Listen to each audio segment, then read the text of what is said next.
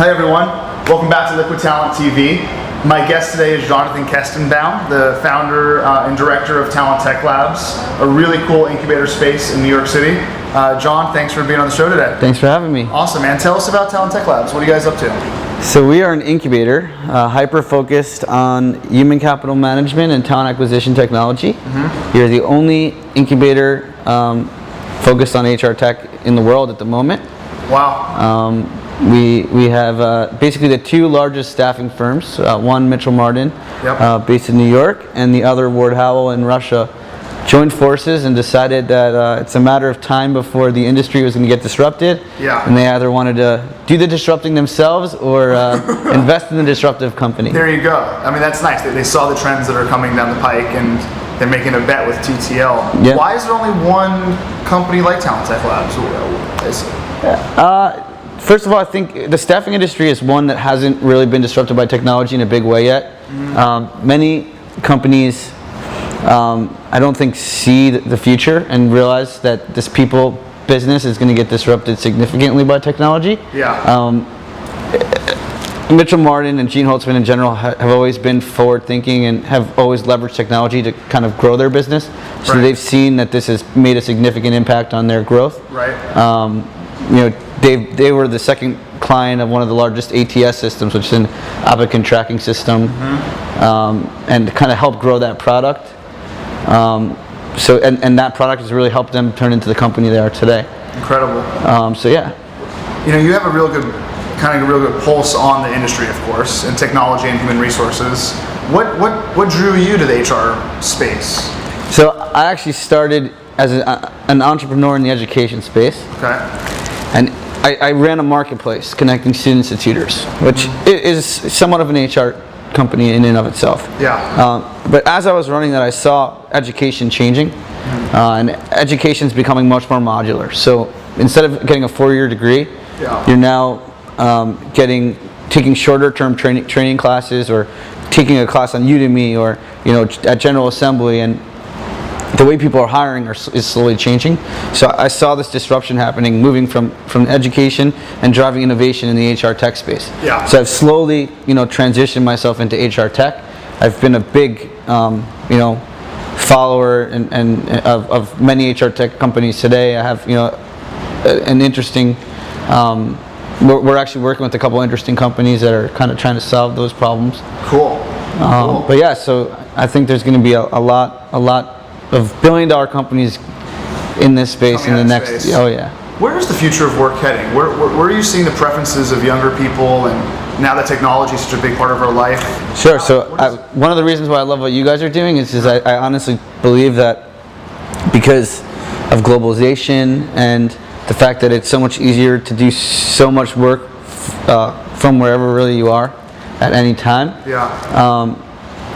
Work is going to become more contract-based and less perm-based. Yep. Mitchell Martin actually sees that majority of their business is contract-based, and people are going to start moving away from the coasts and into the center of the country. I believe because it's going to be cheaper to live, and they'll be able to make money, pretty much from anywhere. Yep. I've used some of these platforms myself, leveraging talent in India. I mean, some of my tutors on my at my education company were from India. I've used designers in the Philippines. Yep. I do think that there's an advantage to local talent. You could meet with them, see them, speak with them. That's some of the reasons why things went wrong with my outsourcing, was because I didn't have them in the room with me necessarily to kind of talk through things. Yeah. But I definitely think everything's moving more contract based. Yeah. Is that a benefit for both sides, the employer and the employee? Do you think contract and short-term project base is good for both sides of the equation?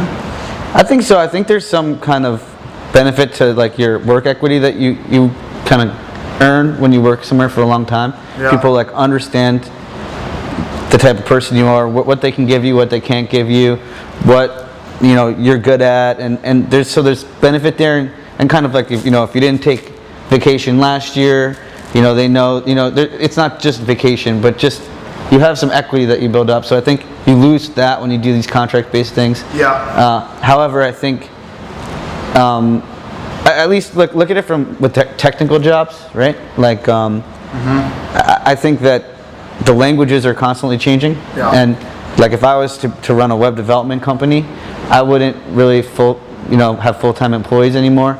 I would find employees to solve the problem with the best technology at the time for that project. So if JavaScript is a new thing or whatever it is, I would be lean enough and flexible enough to be able to hire those guys.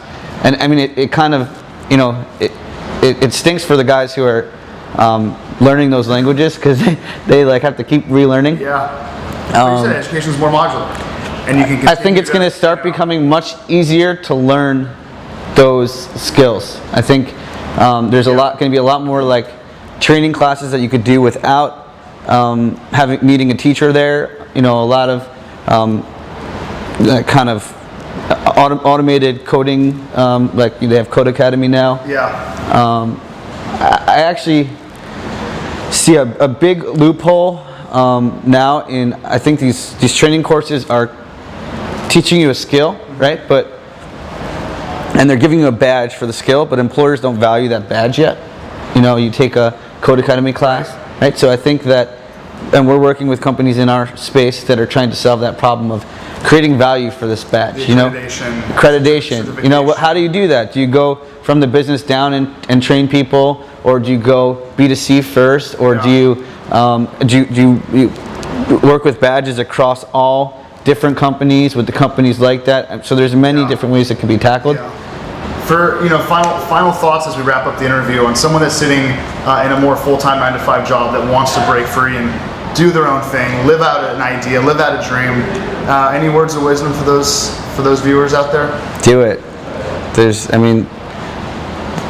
The most successful people are the ones that avoid all risks, and I think you should go for it. Yeah, it's good advice. You just got to go for it sometimes. Yeah. You've gone for it a few times. I have, yeah, and it's not all perfect, but it's fun. I mean, you learn a lot about yourself. You learn a lot about the people around you, your friends, and Yeah, awesome. How does someone get in touch with you guys here?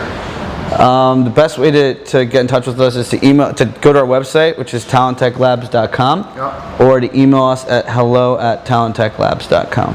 There you go, guys. Jonathan Kestenbaum, director here at Talent Tech Labs, and has become a friend over the last few months, and it's a real pleasure to spend time out here. So thank you, John, for the time. Thank you. Cool.